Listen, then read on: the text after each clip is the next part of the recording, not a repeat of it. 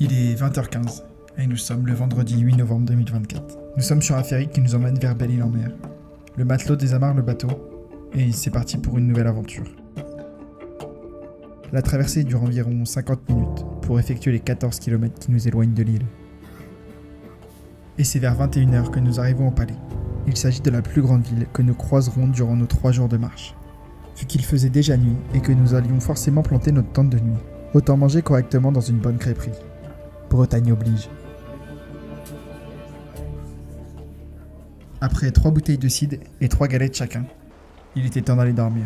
Alors on marche quelques minutes pour trouver un endroit plat et à l'abri des regards pour passer notre première nuit.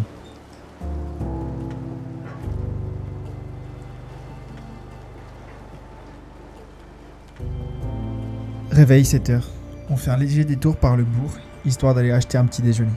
C'est enfin l'heure de commencer le GR 340, qui fait le tour de Belle-Île, avec ses 82 km et 2500 mètres de dénivelé positif.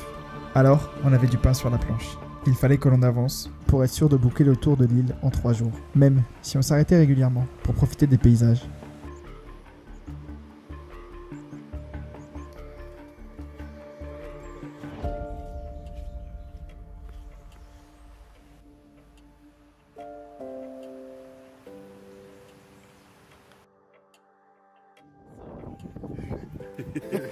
Je peux vous assurer qu'il y a un nombre de conneries assez phénoménales qui sont dites pendant que l'on marche. Mais aussi des réflexions plus profondes et de longues discussions entre amis. Faut bien faire passer le temps. Samedi. Nous arrivons vers 11h à Sauzon. C'est la première étape lorsque vous faites le tour en 4 ou 5 jours. Mais après avoir parcouru 13 km, il nous en restait 20 pour cette première journée. Alors on se fait une petite pause, histoire de manger un peu de charcuterie et de fromage.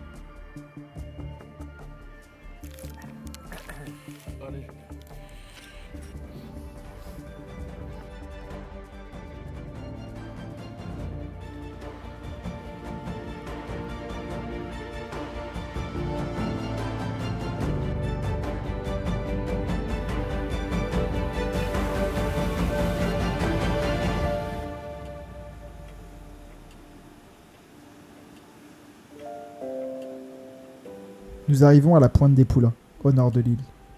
Au loin, on pensait avoir vu des dauphins sauter, avant de se rendre compte que c'était des thons. Sur cette pointe, un phare domine les falaises.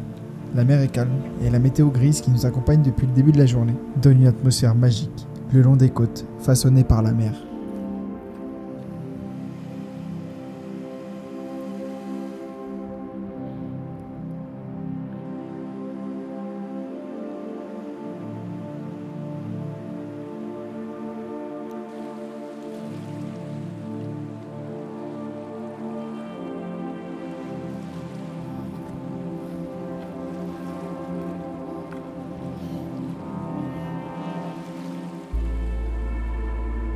Pour la fin de la journée, le soleil se joint à nous.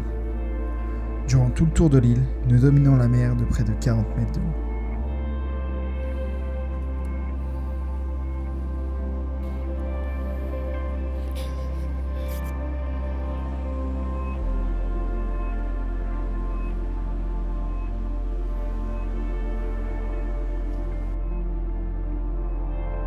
Après plus de 30 km, les jambes deviennent lourdes.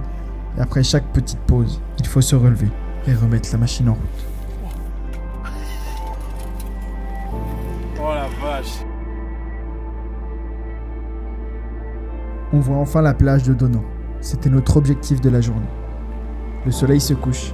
Il reste encore quelques surfeurs. Est-ce qu'on est heureux d'être là?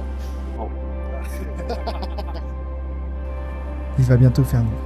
C'est l'heure idéale pour faire une petite baignade en ce mois de novembre.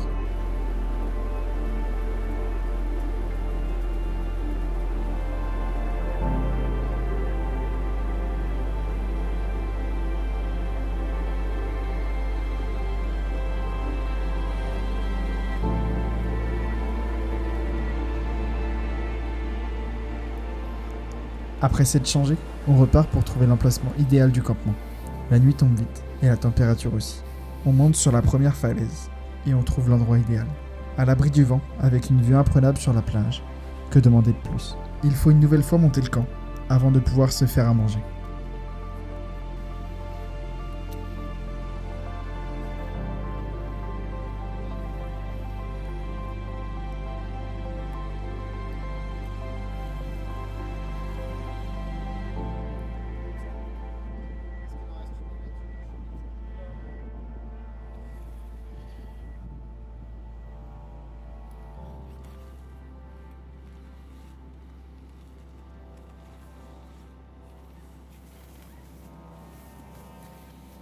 Après le dîner, on s'est allongé pour regarder les étoiles pendant de longues minutes, avant de se mettre au chaud dans le duvet pour passer la nuit.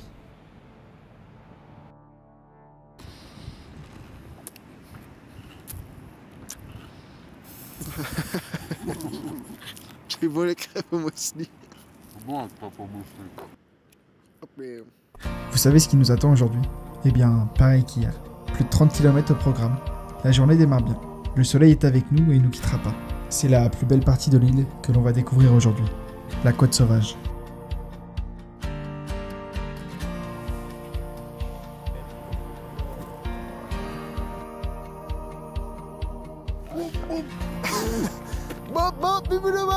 bon.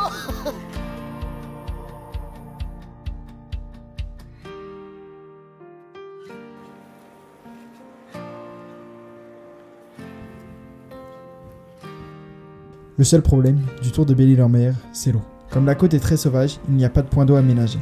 Et lorsque l'on est à sec, il faut faire de grands détours pour trouver un hameau. On regarde si l'on voit du monde, car à cette période de l'année, beaucoup de maisons sont vides. Et quand on trouve quelqu'un qui nous remplit les gourdes, on est heureux. On a trouvé de l'eau. Oui, on a de bonnes mouettes. Oui.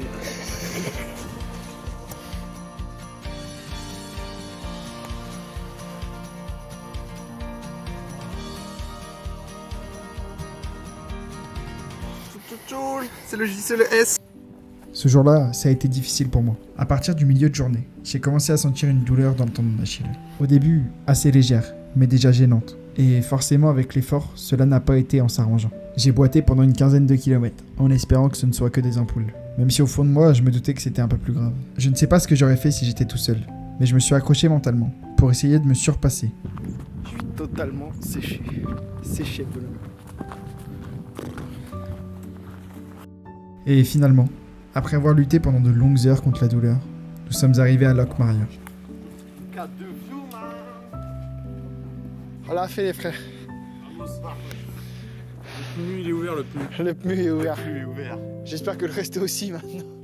Et voilà, après avoir rempli notre estomac, il est l'heure d'aller dormir.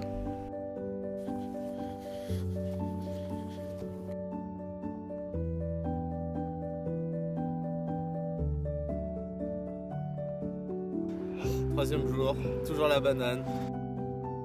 Pour cette dernière journée, il nous reste 18 km à parcourir. Alors oui, c'est une petite journée, mais dès les premiers pas, mon tendon est douloureux. Alors je serre les dents et j'avance. Je sais que c'est bientôt la fin. J'essaye de profiter et de faire abstraction de la douleur.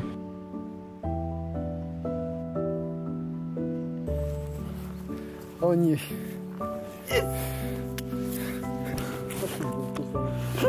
Genre pour un cachet direct dès qu'on est au port. C'est vrai. Bien joué, mon Guigui. J'ai trop, Allez les gars, T'as une machine? j'ai trop mal. Regarde, vous pouvez partir là-bas, il y a 3 portes. Vous voyez le petit ponton en queue de fer derrière là. On l'a réussi.